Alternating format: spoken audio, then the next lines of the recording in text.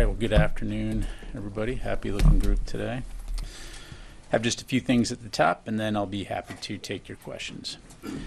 In a powerful demonstration of the United States' unwavering support for Ukraine, Secretary Austin visited Kyiv yesterday, his fourth visit to Ukraine as Secretary of Defense, to meet with Ukrainian leaders and to show the Ukrainian people that we stand with them in their fight for freedom. During his visit, Secretary Austin met with President Zelensky, Minister Umerov, and other Ukrainian defense leaders to discuss Ukraine's strategic objectives for the coming months and other battlefield developments. He also engaged staff at the U.S. Embassy in Kyiv and thanked them for their tireless work in support of Ukraine.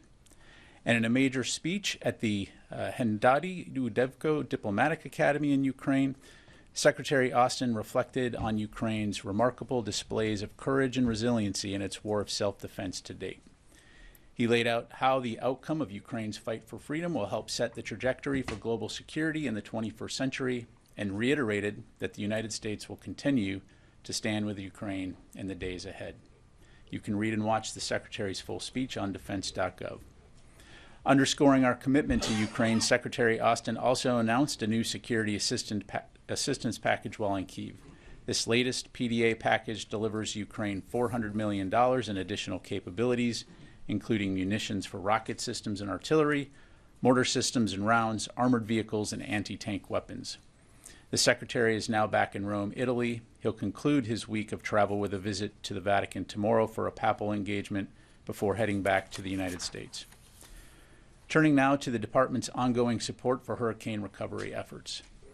As of earlier today, the National Guard has more than 1,100 guardsmen, more than 100 high-water vehicles, and helicopters from 3 states mobilized for the response and recovery mission following Hurricane Milton. Additionally, the U.S. Army Corps of Engineers has approximately 270 people working 9 mission assignments, including temporary roof support, infrastructure assessment, debris control, flood response, and more. Also, the National Guard has roughly 2,000 guardsmen, 65 high-water vehicles, and 8 helicopters from 9 states mobilized for the response to Hurricane Helen. The U.S. Army Corps of Engineers has more than 450 personnel engaged in 33 missions across the region, supporting debris control, temporary power, infrastructure assessment, flood control, and safe waterways assessments. Secretary Austin continues to receive updates on these response efforts, and the Department continues to be engaged with interagency partners in support of FEMA, the White House, state, and local governments. I would also like to highlight that since early October, active duty service members in support of local, state, and national partners have performed more than 100 ground missions and 70 air missions, delivering more than 270 tons of humanitarian aid over land and nearly another 200 tons through the air. To put this in terms that are a little easier to visualize, that amounts to 154,415 gallons of water, 53,232 bottles of water, and 262 pallets of food, which equals roughly 20,000 meals. Additionally, these service members were active in route clearance, clearing more than 660 miles of roads and opening 27 ground routes, allowing for increased access to some of the hardest hit areas of the state. In the coming days, following weeks of direct support to the people of Western North Carolina, active duty service members will begin transitioning out of the area as a longer-term recovery phase begins. This transition will be a gradual, phased process that's carefully coordinated between state and local officials, U.S. Northern Command, the Dual Status Commander, FEMA, and the Federal Coordinating Officer. Active duty assets are released only after a comprehensive evaluation is conducted confirming with FEMA and the North Carolina governor that specific DOD support is no longer needed. The U.S. NORTHCOM commander approves their recommendation for release of assets, and civil authorities are prepared to manage recovery and sustainment operations independently. From the onset of this mission, the primary goal of DOD Title X assets and civil support was to provide immediate short-term assistance while state authorities, FEMA, and other federal agencies led the recovery efforts. It's important to note that while these active duty assets may be heading back to home station, the federal mission and federal support is not ending. As active duty service members transition out, the National Guard, FEMA, and other federal, state, and local agencies remain actively engaged to address ongoing needs, rebuild infrastructure and aid communities, and long-term recovery. The Secretary and his team are incredibly proud of the selfless service and sacrifice of all DOD service members involved in the hurricane response efforts, and he remains focused on DOD personnel and their families who may be impacted by the hurricanes. And finally, on Friday, October 18, U.S. Strategic Command announced the commencement of its annual Nuclear Command and Control exercise, Global Thunder. Global Thunder 25, or GT25, involves personnel throughout the strategic enterprise, including U.S. STRATCOM components and subordinate units. The purpose of GT25 is to enhance nuclear readiness and ensure a safe, secure, and effective strategic deterrent force. As in previous years, GT25 will include an increase in bomber and other aircraft flights throughout the exercise. Exercises such as GT25, which also involves personnel from the Pentagon, reinforce the importance of resiliency throughout the entire chain of command and are key to ensuring the department's ability to continue performing its mission-essential functions in any situation. In addition to U.S. personnel, GT25 will involve key allied and NATO partners, including personnel from the United Kingdom, who will integrate into senior leadership teams and work across a broad spectrum of areas, offering policy support and operational insight. I do want to emphasize that this is an annual exercise and is not in response to actions by any nation or other actors or current world events. For any questions regarding the exercise, I recommend you contact U.S. Strategic Command Public Affairs. And with that, I'll be glad to take your questions. First question will go to Lita Valdor, Associated Press. Thank you, Pat. A couple questions on the leak. Can you say whether or not the Secretary has had any discussions with his counterpart or any other Israeli leaders on this leak and to sort of fill them in on what the U.S., at least as of now, thinks happened? And has the Pentagon or the military taken any steps at this point to either determine if there are other leaks out there or to sort of stop or prevent anything additional from going out? And I have one follow-up. Okay. So just to confirm, you're asking whether or not the department has been in contact with the Israelis? Yes. Yeah. Yes, we have, but I'm just not going to be able to get into private discussions on that. And then, I'm sorry, the second part?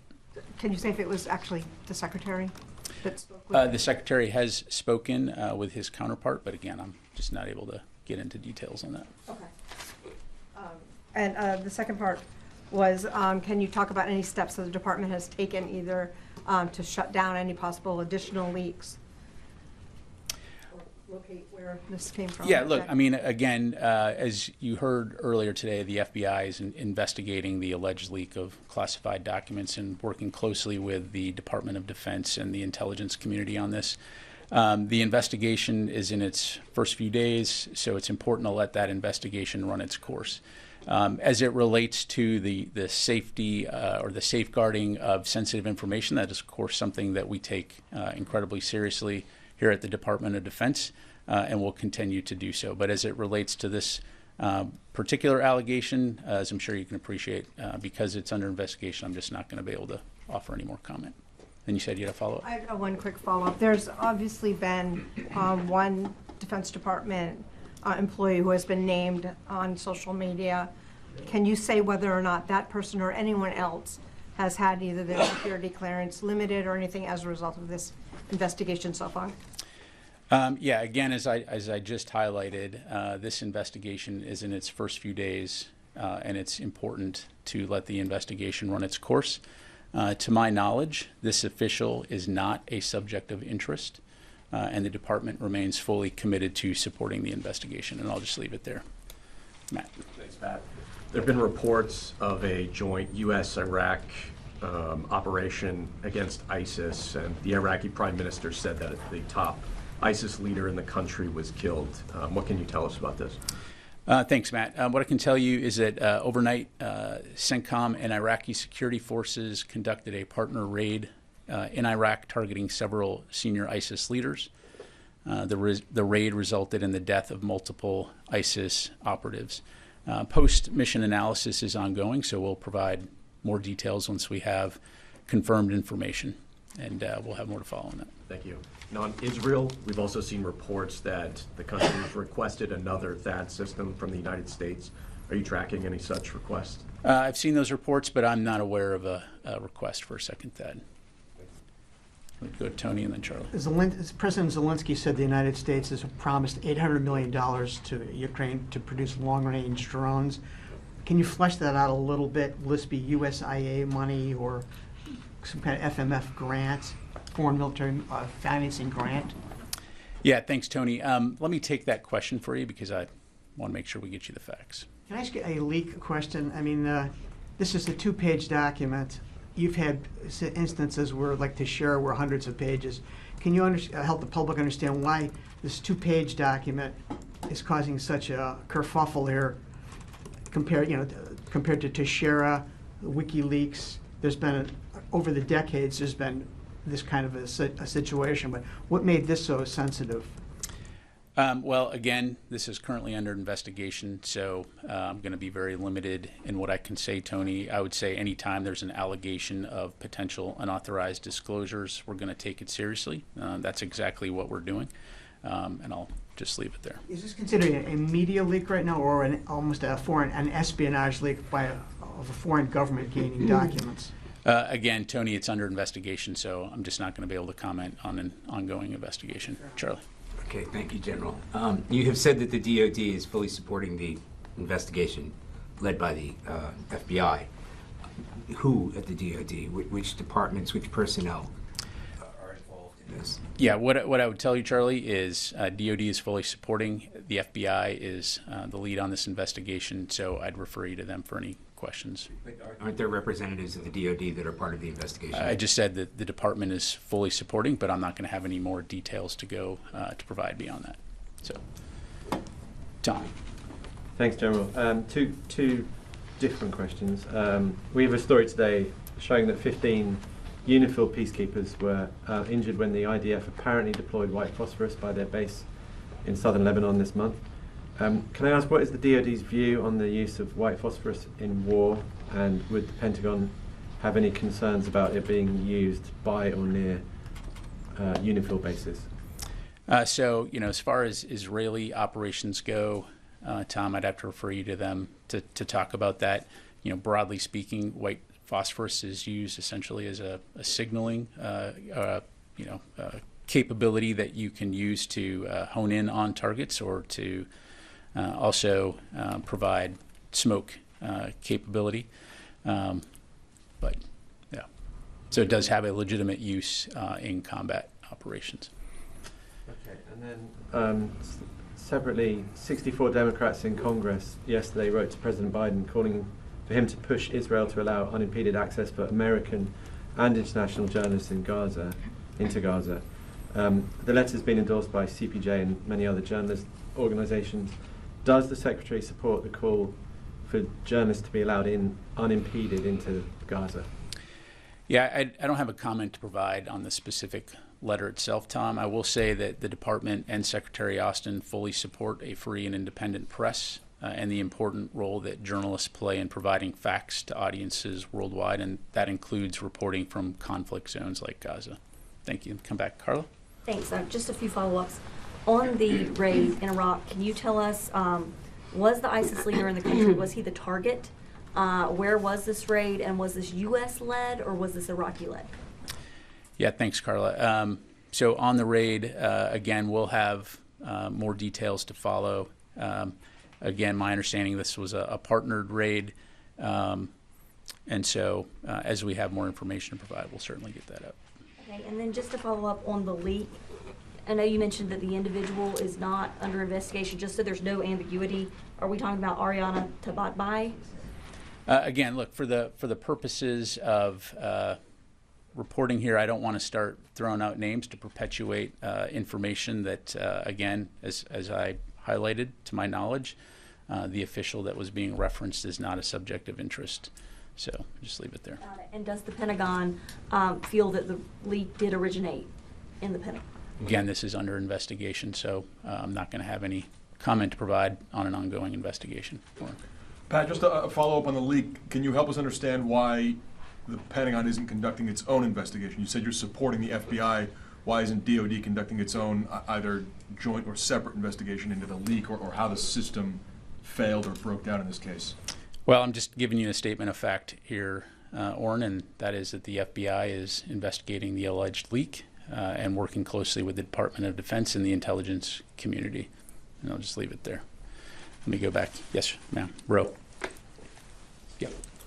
Thank you. On Sunday, U.S. 7th Fleet destroyer conducted the transit through the Taiwan Strait with Canadian Navy. So what message was the U.S. trying to send to China, given China's recent military drills around Taiwan?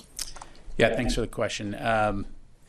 The Arleigh Burke-class guided missile destroyer USS Higgins and Royal Canadian Navy Halifax-class frigate HMCS Vancouver conducted a routine Taiwan Strait transit on October 20 through waters where high seas freedom of navigation and overflight apply in accordance with international law.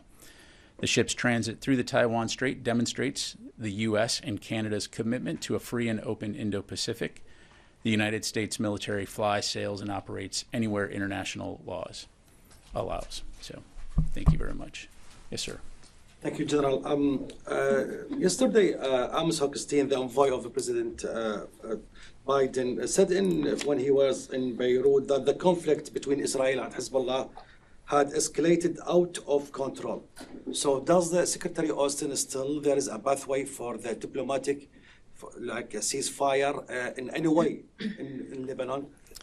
The short answer is yes. You know, he does. And we think that it's important that we get to a cessation of hostilities through diplomatic means as soon as possible. You know, and he's made that very clear, as has the department and other U.S. officials. You've got Secretary Blinken, of course, in the Middle East right now, working toward that end. So ultimately, again, we fully support Israel's right to defend itself. But we also believe that the best way to reduce the tensions that we see right now are through diplomatic means. And so we'll continue to work closely throughout the interagency and with our partners in the region toward that end. General, there is some reports claiming that the U.S. and Israel have been reached an understanding on the specific targets that could be for the Israeli if they want to retaliate Iranian in the maybe coming times. Do you confirm that report?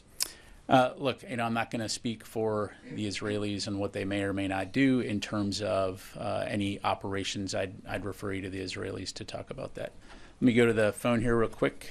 Jeff Shogel, Task and Purpose. Thank you. Our sister publication, The War Zone, is reporting that 11,800 North Koreans have deployed to Russia to fight in Ukraine, including some that are expected to fight in the Kursk region in Russia. I want to know, now that the DOD has had time, can it say whether North Korea has deployed troops to Russia to fight in Ukraine? I know you might say this is a question for Russia and North Korea, but their public affairs apparatus is lacking, and quite frankly, you're nicer. Thanks, Jeff. You know, in terms of updates, Jeff, you know, in order to, you know, give you the facts as I know them, right now we're looking into those reports. You know, as you've heard us say, that this development would mark a dangerous and highly concerning development, but we'll continue to keep you updated on information as we are able to make it available, and of course are, you know, consulting with our allies and partners in the region and around the world on this topic. Thank you. Let me go to Mike from Washington Times. Thank you, Pat. To change the subject for a second, DJI Systems, the Chinese drone company, has filed a lawsuit against the Pentagon and Secretary Austin for your decision to designate them as a, quote, Chinese military company. You're saying it's hurt their bottom line. I was wondering if y'all have a statement or about that. Can you confirm any of that? Yeah, thanks, Mike. As I'm aware of the press reports on this, but we are not going to be able to comment due to ongoing litigation on this issue. So just have to leave it there for right now. Come back to the room, Janie. Yep. Thank you, General. Two questions on the dispatch of North Korean troops. North Korean fighter pilots were already training in Russia, and it was revealed that the dispatch of 1,500 special forces and several thousands ground troops and already been playing. Even though the United States has, surveillance, attached, but why the White House and the State Department ignoring the answer to this, and what is the Pentagon's position on this? I'm not sure I fully understand your question, Janie. Can you, I said, about North Korean pilots training in? Fighter pilots in training at Russia already been through. Why United States surveillance assets cannot catch this issue? Well, look, clearly North Korea and Russia have a relationship. As to the eaches of that relationship and the kinds of exchanges of information and training that they've had over the years, that in and of itself is not something that's necessarily new. But obviously we're continuing to keep a close eye on this as it relates to the situation in Ukraine. And as I highlighted to your colleague, when we have any updates on that to provide, we certainly will. Okay. South Korean President and the NATO Secretary General had a phone call conversation yesterday, and he mentioned the possibility of providing Ukraine with weapons of mass destruction, including 155 millimeter shells. How would you react to this? I'll let our, you said the South Korean? Yeah, I'll let the ROK speak for itself in terms of its decisions. We certainly welcome the Republic of Korea's support for Ukraine's fight for freedom and sovereignty, but I'll let them speak to any decisions they may make on that front. Go, a couple more, Charlie. Yeah, I had another question I wanted to ask earlier. In terms of Israeli retaliation, Iranian counter-retaliation, we've seen this pattern where it's been a matter of weeks before either side would retaliate. Are you expecting that this might be more immediate, in fact, possibly even simultaneous, from the Iranians if attacked? Charlie, I'm not going to speculate or try to predict the future. But you got to prepare for it. We prepare for a wide range of contingencies. And so, again, our focus has been on working with partners throughout the region to try to prevent the current tensions from spiraling into a wider conflict. I will say that continues to be our overarching aim, recognizing, again, that Israel faces multiple threats, and we'll do our part to help support their defense. But as far as what Israel may or may not do and Iran may or may not do, I'm just not going to get into speculating or talk about hypotheticals. For instance, having the THAAD in place before Israel retaliates, does that play into the calculus? Look, I think the THAAD, as we've highlighted, augments the air defense capability that we already have in the theater, and the context is twice now Iran has conducted massive missile and drone barrages against Iran. So this augments the air defense capability that we have in the region, as well as provides additional protection for our forces and our American citizens who are in the Middle East. Last question, Matt. Just had a quick follow-up on that partnered operation in Iraq. Did you have any battle damage assessment on ISIS, and were there any American or partnered force casualties that you're aware of? So the mission analysis is ongoing. We do have reports of 2 U.S. service members that were injured. I don't have more to provide at this time, Matt. My understanding is that both of them are in stable condition being treated for their injuries, but certainly we'll have more to provide on that as it becomes available. Yeah. Where are they being treated? Again, that's the information I have right now. We'll keep you updated on that front. Okay? All right. Thanks very much, everybody. Appreciate it.